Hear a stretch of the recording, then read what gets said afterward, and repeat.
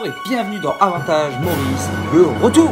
Vous savez que j'ai plusieurs personnalités, je l'ai montré dans une précédente vidéo, vous pouvez aller la voir sur YouTube. Et c'est le principe de cette émission de les laisser s'exprimer. Aujourd'hui on va parler de Roland Garros 2021 et on va parler principalement de la demi-finale et de la finale. Désolé aux détracteurs de Djokovic, on va parler très longuement de lui et de ses ressources incroyables. On mentionnera brièvement le rôle du tennis français dans ce Roland Garros, dans cette édition. Mais voilà, pour le reste, on n'aura pas le temps de tout aborder. Déjà que la vidéo est immensément longue, donc on va rester sur ce sujet, Novak Djokovic. Tu nous présentes pas? Non, désolé Réel, pas cette fois-ci. Si vous voulez plus de précision sur mes personnalités, vous pouvez aller revoir la première émission. On saluera quand même l'arrivée dans le staff du coach mental. Merci. Et on commence tout de suite, Djoko remporte Roland Garros. Djokovic gagne son 19e Grand Chelem, il se ramène à un Grand Chelem du record de Federer et de Nadal. Et puis aussi, c'est le premier joueur à remporter 2 fois chacun des Grands Chelems, c'est juste incroyable. Ça va, stat, désolé, mais là en ce moment, niveau personnalité, j'ai pas trop envie d'être dans les statistiques, donc du coup, tu participes pas aujourd'hui, désolé. C'est vrai que de toute façon... ça m'arrange parce que j'aime pas trop mon look et puis je me sens pas très bien dans ma peau. Alors Djoko, c'est un homme un peu paradoxal. Tout le monde est d'accord, 100% pour dire quand même qu'il est monstrueux, qu'il joue vachement bien. Mais pourtant, il ne fait pas l'unanimité. On l'aime ou on l'aime pas. D'ailleurs, petit tour de table pour savoir où est-ce qu'on en est. Allez, je commence. Alors moi, je suis l'animateur, donc je suis neutre. Je suis pour tous les joueurs. Moi, je ne l'aime pas. Je le déteste. Moi, je le déteste. Moi, je l'aime pas. Ah, mais il est vegan. Moi, c'est mon idole. Moi, je l'aime pas. Peut-être qu'on aura un avis un peu plus objectif avec le coach mental. Moi, je suis neutre. Non. Bon, le bilan, 1 pour, 2 neutres et 5 qui ne l'aiment pas. Bon, dont 2 qui sont pas très objectifs. C'est vrai que c'est globalement l'avis qu'on retrouve. J'ai l'impression que quand même, beaucoup de gens n'aiment pas Djoko. Certaines personnes essaient de faire bonne figure en disant que il est très respectable, c'est respectueux, ils ont beaucoup de respect pour ce qu'il fait, c'est impressionnant. Mais je trouve que globalement, il y a peu de gens qui sont fans. Bon, à part les Serbes, bien sûr. En comparaison à Nadal et Federer, bien sûr, il y a quand même pas mal de monde qui l'aime. Alors, comment expliquer cela? Moi, en tant que coach mental, je ne peux être qu'impressionné par ses capacités mentales, ses qualités mentales. Il ne faut pas oublier qu'au tennis, ce n'est pas celui qui est aimé qui gagne à la fin du match, mais c'est celui qui joue le mieux. Et Djoko l'illustre parfaitement. Ça me rappelle un peu David Ferrer, on avait dit « Waouh, il fait finale à Roland ». Il le mérite, il mérite le titre, mais voilà, il n'y a pas de mérite au tennis. Le mérite, c'est celui qui gagne à la fin. C'est celui qui est le plus fort. Ouais, mais bon, quand même, tu vas pas me dire que c'est plaisant de gagner en gênant l'adversaire. Dès qu'il commence à perdre, il est blessé. Il casse le rythme sans arrêt. Il va au vestiaire. C'est dégueulasse. Non mais moi, je dis tout haut ce que tout le monde pense tout bas. Tout le monde le déteste. Ah mais attention, casser le rythme et déstabiliser l'adversaire fait partie du jeu mental. Si c'est autorisé, pourquoi s'en priver? Si on s'en plaint, il faut changer le règlement et pas taper sur les joueurs. Et encore, estimons-nous heureux, on n'est pas au foot avec toutes les insultes. Le règlement, ok, mais il y a l'humain après. Et les valeurs du sport. Gagner comme ça, c'est dégueulasse. Faut pas s'étonner qu'on ne l'aime pas du coup. Alors moi, du coup, en tant que neutre, je trouve que c'est quand même le paradoxe. C'est d'avoir cette attitude alors qu'il veut être aimé. Il fait quand même toujours le mec sympa, il aide, il a de l'humour. Mais comment on peut expliquer ça? Alors moi, j'ai ma théorie. Je pense qu'il voudrait être le mec sympa que tout le monde aime. Il le veut vraiment. Seulement en match, la vraie personnalité ressort. Il ne faut pas oublier qu'à ce niveau, le niveau de pression est juste phénoménal. Pour moi, c'est la beauté de ce sport.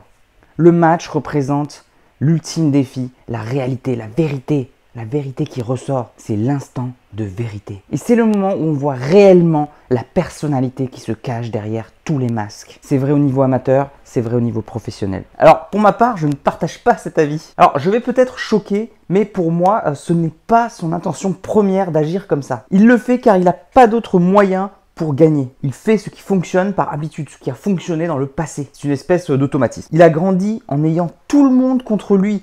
Il ne faut pas oublier qu'il a quand même connu la guerre et les bombardements. Il s'est construit dans l'adversité. Et c'est ça qui le motive. Quand tout va bien, il n'est pas au top de ses performances. Il a besoin de se mettre en difficulté. Il en a besoin pour sortir son meilleur tennis. Il a dit lui-même d'ailleurs qu'être mené 2-7 à 0, ça ne lui faisait pas peur.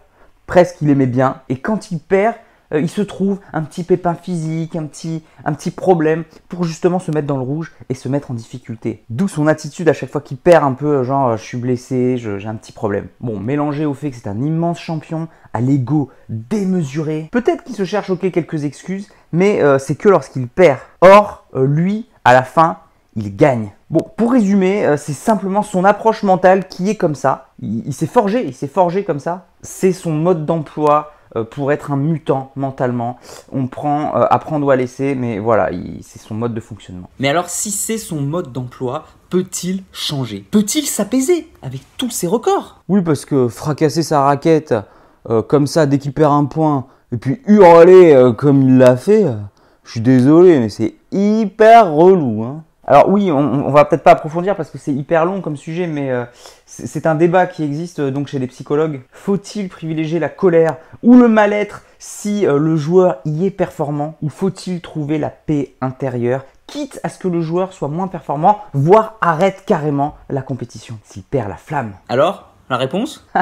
Bah ouais, bon, très rapidement. Déjà, bien sûr, il faut faire attention à l'individualité. Chaque personne est différente. On ne peut pas généraliser à toutes les personnes. Globalement, la réponse est oui. L'atteinte de la paix intérieure et le maintien de la haute performance ne sont pas incompatibles. Mais bon, ils sont souvent interdépendants, alors c'est quand même pas facile. D'après le débat actuel, pour l'instant, justement, l'atteinte du bien-être augmenterait justement les performances, l'atteinte de cette paix intérieure permettrait d'atteindre son niveau max. Donc non seulement c'est pas incompatible, mais surtout voilà, les deux sont liés. En tout cas, c'est l'approche que moi j'ai en tant que préparateur mental. Après voilà, il y a quelques exceptions sur certaines personnalités qui se sont construites justement à partir de ça. Certaines personnes arrêtent la compétition parce qu'ils se rendent compte que tout simplement c'est pas ce qu'ils veulent. En fait, ils ont fait ça pour de mauvaises raisons et finalement le bien-être pour eux est plus important que la compétition. Donc voilà, ça marche pas avec tout le monde. Certaines personnes arrêtent et c'est pour ça que c'est très compliqué et que voilà, faut gérer chaque personne individuellement. C'est pas facile. Et ça me rappelle l'histoire de Batman.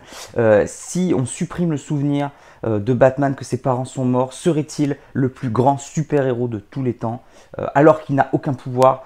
La réponse probablement non, hein. C'est justement cette rage qu'il a en lui qui le pousse justement à toujours se dépasser, à aller au-delà de ses limites. Après voilà, hein, ça reste une BD, ça reste une fiction. Donc voilà, souvent hein, le plaisir est supérieur à l'envie d'avoir des titres. Mais voilà, les deux sont pas incompatibles. On peut trouver le bien-être et être performant, globalement oui. Bon, on a bien compris, on aime ou on n'aime pas Djoko, mais je crois que tout le monde est hyper impressionné par son mental. Respect total. Oh bah pas moi, hein. Alors parlons un peu mental justement avec notre invité coach mental aujourd'hui qui est là. Comment peut-on analyser le mental de Novak Djokovic? On en a déjà parlé, hein. Déjà c'est surtout cette rage de vaincre qu'il a en lui. C'est vraiment ça le plus important. Cette énergie qu'il va puiser au fond de lui quand il est dos au mur. Les fans de Federer s'en souviennent, hein. Quel souvenir traumatisant, les 2 demi à l'US Open où Federer a 2 balles de match à chaque fois. Et Djoko sort un coup droit, mais à 10 000 sur la ligne. Qui c'est qui fait ça sur balle de match? En plus, en grand chelem. Et en plus, il gagne le match, il gagne le tournoi derrière. Et bien sûr, la finale de Wimbledon, tout le monde s'en souvient. Je pense que c'est ce qui caractérise le Big Three actuellement. C'est cette capacité de rester motivé année après année, alors qu'ils ont tout gagné, ils n'ont plus rien à se prouver. Et voilà, c'est cette capacité à toujours se renouveler qui est incroyable. Ils sont quand même très différents chacun. Ah mais c'est certain, ça c'est sûr. Après, alors bien sûr, les trois ont un immense orgueil de champion. Ils se nourrissent de leur victoire. S'ils perdaient, je suis pas sûr qu'ils continuent. On verra d'ailleurs Federer où est-ce qu'il en est. Mais voilà, évidemment, en tant que champion, voilà, ils aiment gagner. Mais au-delà de ça, on peut caricaturer et aller un peu plus loin. Pour moi, Djoko est à fond sur battre les records, se mettre dans le rouge, le mal-aimé, je veux aller plus loin, je veux avoir la reconnaissance, je veux gagner les titres, je veux gagner les records. Federer est beaucoup plus sur le plaisir de jouer, connaître l'histoire de son sport, être encore compétitif à son âge, le challenge, il adore ça. Nadal est un peu plus sur le processus, toujours progresser, toujours faire mieux qu'hier, toujours se battre, toujours être combatif, déterminé, toujours être besogneux, ne rien lâcher, etc. Mais c'est ça qui est beau aussi. Chacun est différent, chacun peut y trouver son compte. Exactement. Et en fait, on touche aux valeurs soit qu'on aime, soit qu'on recherche justement. Federer, la grâce, la pureté, la beauté, la facilité, l'aisance, la perfection. Tu as tout dit.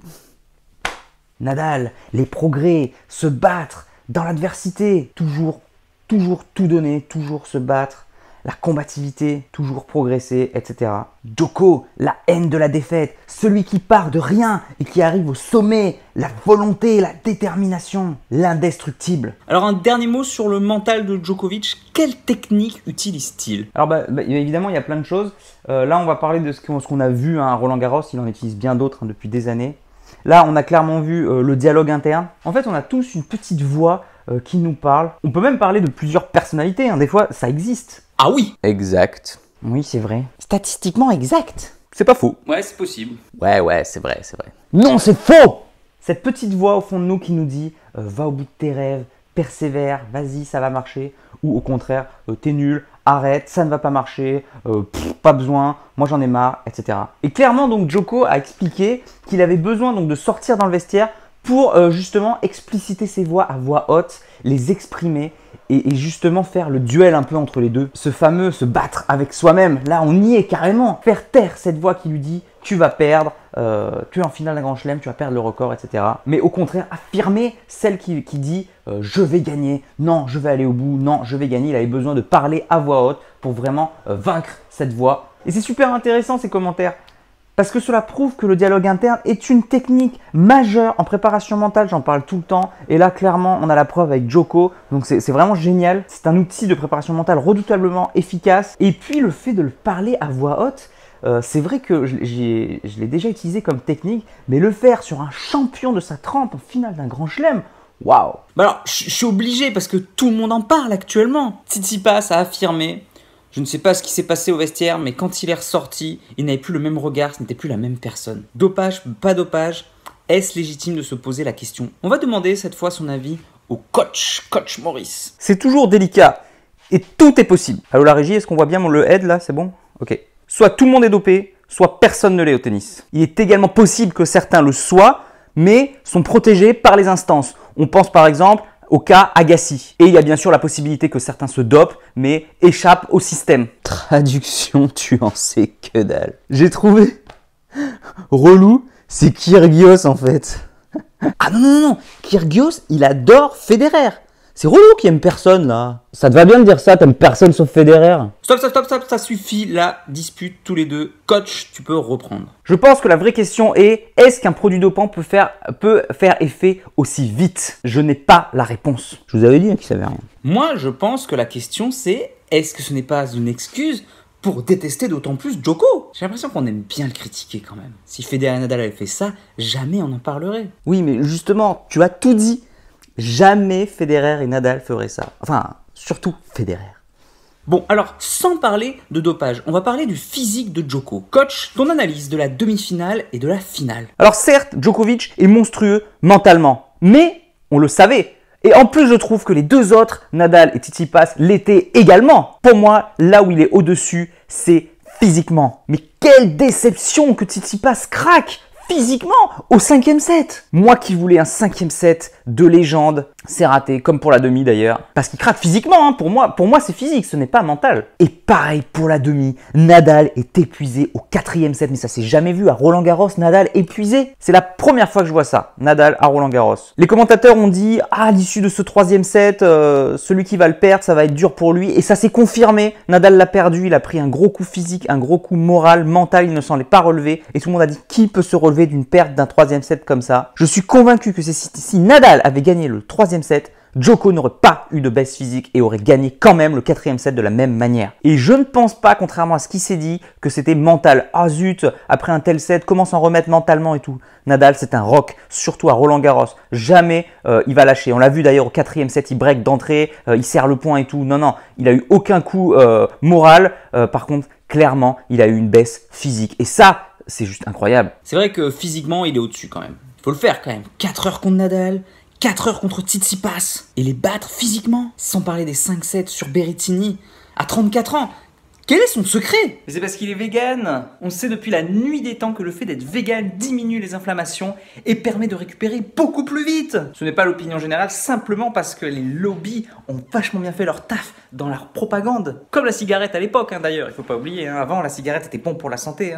Et ce sera pareil avec la viande un jour. C'est du vent tout ça, c'est marketing, c'est comme son sans gluten. Honnêtement, je ne pense pas Je sais qu'il maîtrise à la perfection les médias pour véhiculer une belle image de lui, mais pour moi, je pense que c'est le plus rigoureux sur le circuit à ce niveau-là. Il n'a pas un seul kilo de trop. Je dirais même, il n'a même pas 300 grammes de trop. Tout est maîtrisé à la perfection chez lui. Il consomme de l'eau à température ambiante pour ne pas dépenser trop de calories. Il cuisine maison, il cuisine bio, sans gluten, zéro exception. Je le crois quand il affirme tout ça. Pour moi, il est au-dessus de tout le monde niveau nutrition. Et c'est d'ailleurs, pour moi, encore une fois, c'est mon avis personnel, l'avenir du tennis. Tous les joueurs seront enfin ultra rigoureux sur la nutrition. Et le dernier aspect, ce sera l'aspect mental. Ne faites pas dire ce que j'ai pas dit. Le niveau nutrition est exceptionnel, le niveau mental est incroyable. Mais je pense que ça peut encore être mieux. Il est au-dessus aussi niveau technique d'entraînement physique. On ne sait pas tout, notamment sur la récupération. Je pense qu'il a encore des secrets et que dans l'avenir, on en apprendra encore beaucoup. Il est en avance niveau souplesse et élasticité.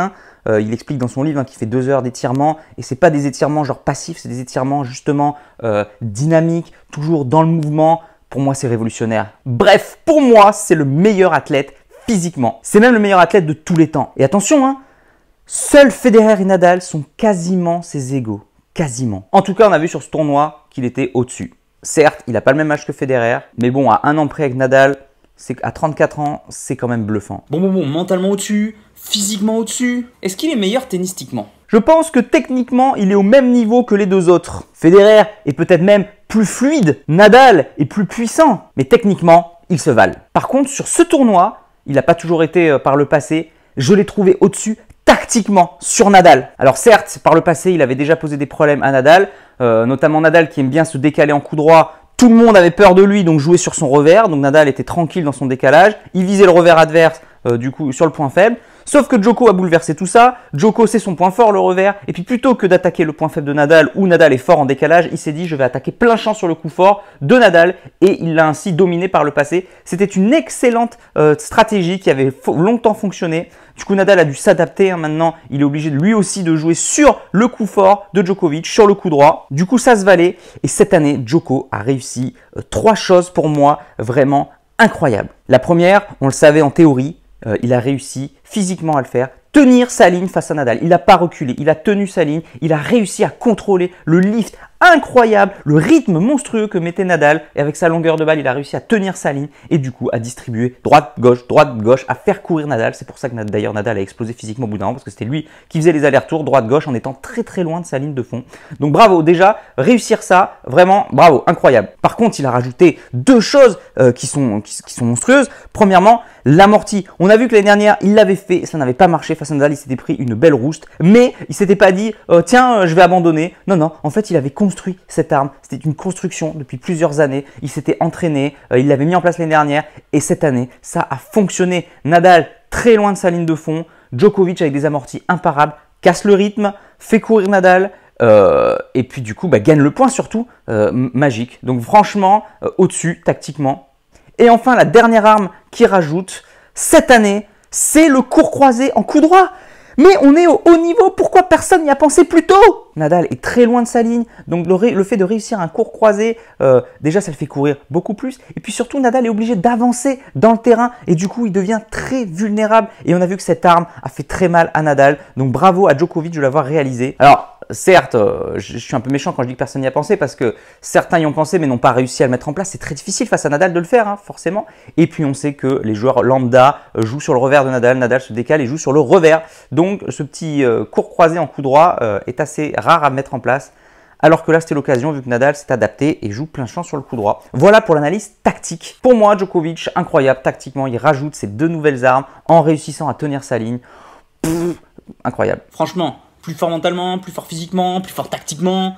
Bon, Nadal n'avait aucune chance. Mais c'est ça qui est dingue, c'est que je trouve que malgré tout ça, malgré sa domination physique, mentale, tactique, toutes ces nouvelles armes, il a eu beaucoup de chance face à Nadal.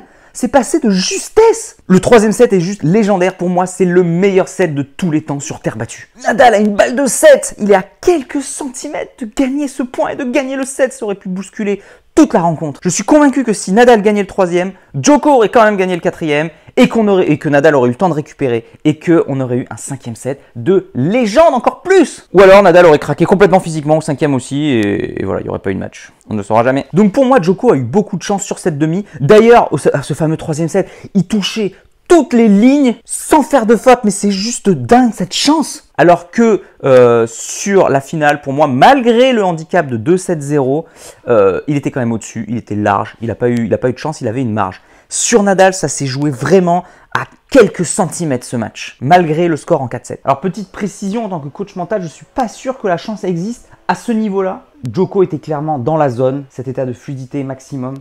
Et on sait tous que dans cet état, tout nous réussit, on est chanceux, on tape toutes les bandes, on tape toutes les lignes. En fait, c'est le principe même de la zone, d'avoir que de la réussite. Donc, à partir du moment où on touche cette zone, cet état, du coup, la chance fait partie intégrante du processus et du niveau. Ouais, enfin, Nadal a déjoué sur 1 ou 2 points et ça a suffi à faire basculer le match. Pour moi, les deux étaient dans la zone dans ce 3e set. C'était juste dingue le niveau qu'ils proposaient, ces deux joueurs. C'est juste qu'il en fallait bien un qui gagne. Bon, on pourrait en parler pendant des heures. Refaire les matchs. C'est juste dingue ce que nous proposent ces 3 hommes quand même. Est-ce la fin du règne de Nadal ou a-t-il encore ses chances les prochaines années? Pour moi, Djokovic a réussi le meilleur match de sa vie sur terre battue et il a eu de la chance, il est passé in extremis face à Nadal. Pour moi, Nadal reste le grand favori des prochaines éditions. À condition que son physique tienne, bien sûr, on a vu quelques faiblesses cette année. C'est la première fois qu'on le voit craquer physiquement à Roland-Garros. Terre battue, 3-7 gagnants, etc. Donc ça, c'est le petit bémol. C'est peut-être inquiétant. Va-t-il être rattrapé par son âge? C'est la question. S'il n'est pas rattrapé par son âge, Nadal, laisse tomber, il est encore largement favori. Alors que Djoko, sur les autres surfaces, par contre, je le vois maintenir ce niveau encore 3-4 ans. C'est juste affolant. Et à mon avis, son point faible, ce sera quand il aura enfin tous les records. C'est là qu'il aura un gros coup de mou psychologique. La prophétie est lancée.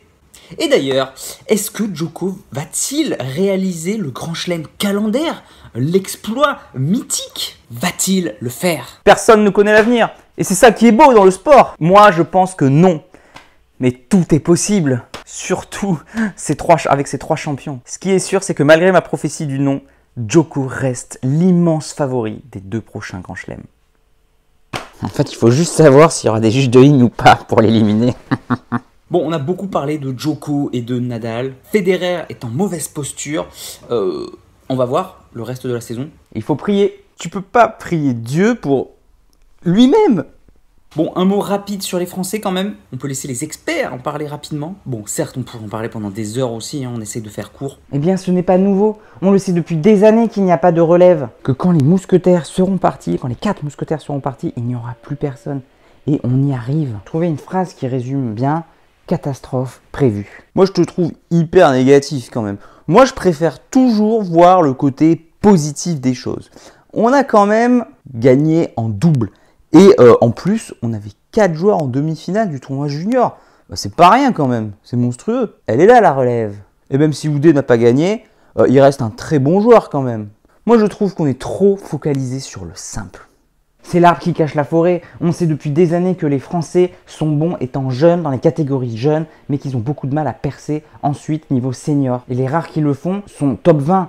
Ils sont jamais vainqueurs de Grand Chelem. Comment peut-on l'expliquer? On ne travaille pas le mental justement pour performer. On travaille la technique, donc on est bon au début, on gagne, mais après, une fois que la difficulté arrive, eh ben, du coup, on abandonne. Et c'était le plan de la FFT. Et pour la première fois, il y a un pôle mental à la FFT. Le miracle est arrivé. C'est la vidéo qui donne de l'espoir. Il était temps, quand je lis les commentaires de Gilles Simon dans son livre sur la FFT, je tombe des nues. Vraiment, c'est pas possible. Le problème, c'est que si on fait les choses correctement maintenant, ce que j'espère, ce qui n'est pas sûr, on aura un champion d'ici 20 ans. Il va falloir attendre que l'arbre pousse. On a planté les graines et maintenant, il va falloir s'armer de patience. Donc, on a une longue disette qui nous attend devant nous. En tant que coach, j'ai été formé au DE par la FFT. J'ai une vision encore différente. Je devrais vendre ma paroisse et dire que c'est le coach, le formateur qui est au cœur du processus, que c'est grâce à lui qu'un joueur devient champion. Et donc, c'est aux structures mises en place. Mais je ne suis pas de cet avis. Pour moi, le champion, c'est une individualité. Ce n'est pas une fédé. Ce n'est pas à la fédé de dire on va former 10 champions, 10 vainqueurs de Grand Chelem. Les champions actuels, c'est qui? C'est Federer, Djokovic, Nadal. 3 pays complètement différents, 3 individualités différentes. Chacun est responsable de sa propre performance. Le haut niveau, c'est un équilibre entre tout. C'est ça qui est très difficile. Ça part du joueur, bien sûr. Une motivation de dingue, des objectifs sains et clairs, une détermination à toute épreuve. Mais ça passe aussi par une génétique de dingue, un physique monstrueux, une bonne entraînement physique pour pas se blesser, de l'argent pour pouvoir aller sur les tournois, le facteur chance qui est quand même déterminant. Et puis surtout, évidemment, on rejoint du coup ce que vous dites, savoir s'entourer, trouver le bon coach qui vous convient, le bon préparateur physique, le bon coach mental, le staff, les parents qui sont là, qui ne s'investissent pas trop mais quand même suffisamment, de manière optimale. Bref, c'est un équilibre difficile à trouver. Et c'est une équipe, c'est une team, c'est une cohésion, tout le monde ensemble pour réussir à atteindre ce haut niveau. Donc pour moi, taper sur la fédé en disant on n'a pas de vainqueur de Grand Chelem, c'est quand même très compliqué. Là où je suis d'accord avec vous, c'est sûr qu'il y a une différence entre il y a quelques années où on avait 20 joueurs dans le top 100, j'exagère un peu mais c'était ça un peu, à maintenant où on n'a plus personne. Effectivement, le volume de joueurs, là par contre, dépend de la fédé. Par contre, le vainqueur lui-même d'un Grand Chelem, pour moi, c'est une question d'individualité. J'adore la FFT. Il y a par contre encore un autre problème. La FFT veut s'accorder toute la gloire. Donc en caricaturant, qu'est-ce qui se passe? Un jeune joue bien, du coup la FFT l'enlève de son club, l'enlève de son coach, l'enlève de ses parents et on le met en internat, loin de chez lui, avec tous les autres champions. Ça peut marcher pour certains, l'environnement de champion, l'entraînement intensif, mais ça ne marche pas pour tout le monde. Beaucoup ne supportent pas cet éloignement social et de la famille. On ne parle pas non plus de la charge de travail. Beaucoup de joueurs se blessent, ils ne sont pas habitués. Et il y a aussi toutes les critiques sur les académies individuelles. En fait, c'est un peu la guéguerre entre la FFT et les autres académies, alors que on devrait tous s'entraider pour monter le champion français. C'est un peu absurde. Tsonga en a d'ailleurs rajouté une couche à Roland. Oh, je suis déçu de la FFT. C'est la FFT, on s'est rendu compte qu'on était trop sur la technique et trop sur le niveau de jeu des jeunes. On voulait tout de suite que les jeunes soient super forts et qu'on gagne des tournois dès 8, 9, 10 ans. Du coup, on s'est retrouvé avec plein de jeunes qui gagnaient les compétitions jeunes. Hein. Certes, Gasquet est un cas exceptionnel, mais voilà, cela illustre bien que nos Français, ils gagnent les compétitions jeunes, niveau européen, niveau mondial, mais qu'ensuite, ils stagnent et ils ne sont pas prêts à atteindre le niveau adulte. Et encore, on ne parle pas de tous ceux qui piochent dans la caisse. Toi, tu parles de vol, mais au-delà de ça, sans même parler de ça, certaines personnes sont là que pour le poste et pour le salaire. Mais beaucoup n'ont pas les compétences pour diriger. En plus, on parle beaucoup de copinage en ce moment à la FFT. Il paraît qu'ils vont supprimer beaucoup de bourses dédiées aux joueurs indépendants. C'est un coup dur. On parlait de Philippe Chatrier dans une précédente vidéo. Je le répète, où es-tu Philippe? Tu nous manques. Il ne faut pas oublier quand même qu'on est l'une des fédés les plus fortes techniquement. J'ai jamais vu ça dans le monde entier. On maîtrise la technique. C'est un atout incroyable. Il suffit juste de se mettre au niveau mental et tactique et on deviendra la meilleure du monde. En plus, les joueurs issus de la FFT sont très soutenus quand même et très accompagnés. J'adore la fédé. Peut-être un peu trop chouchouté même. C'est un autre débat. Bon messieurs, désolé, je pense qu'il est temps de conclure. La vidéo n'a jamais été aussi longue. Mais quel plaisir de se retrouver avec soi-même. En plus, j'ai mis un temps infini au montage, je vous raconte pas. Je l'ai pas mis en scène, mais il y a aussi le Maurice qui fait les montages. Et ça prend du temps. C'est une part importante de ma personnalité. Alors oui, Joko, hein, on est impressionné, on n'aime pas. Ce qui est sûr, c'est que voilà, c'est facile de discuter derrière notre écran, voilà, chez nous, sur notre canapé. Mais voilà, les joueurs font l'histoire, c'est ça qui est beau. Il faut accepter la réalité telle qu'elle est. Je sais, on n'a pas eu le temps d'aborder tous les sujets. Faudrait que je fasse des émissions tous les jours pour ça, je n'ai pas le temps. Il en manque beaucoup, on n'a pas parlé du tennis féminin, une fois de plus. Ni de Serena Williams. Va-t-elle gagner son 24e titre du Grand Chelem ou a-t-elle laissé passer sa chance à 40 ans? Ni tous les super matchs qu'on a eu en début de quinzaine avec les jeunes qui arrivent. C'était vraiment génial cette édition. On a découvert plein de jeunes. Bref, je remercie mes experts.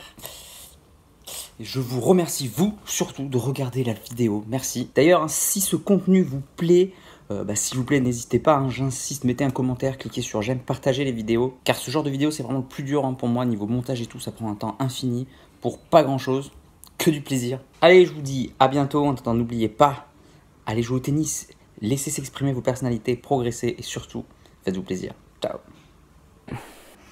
Bye. Bye. Bye. J'annonce Federer gagne Wimbledon. Bye. Bye. Bye. Bonjour. Si tu es encore là, c'est que soit tu es très motivé, et dans ce cas-là je te félicite, soit que tu aimes ce que je fais. Dans tous les cas, s'il te plaît, laisse un commentaire pour donner ton opinion et soutiens mon travail, soit en partageant les vidéos, c'est important pour l'algorithme, soit en allant sur Tipeee. Tu peux aller encore plus loin en t'abonnant à ma newsletter où je te donnerai plein de conseils. Rien de plus facile, clique sur le lien dans la description. A bientôt.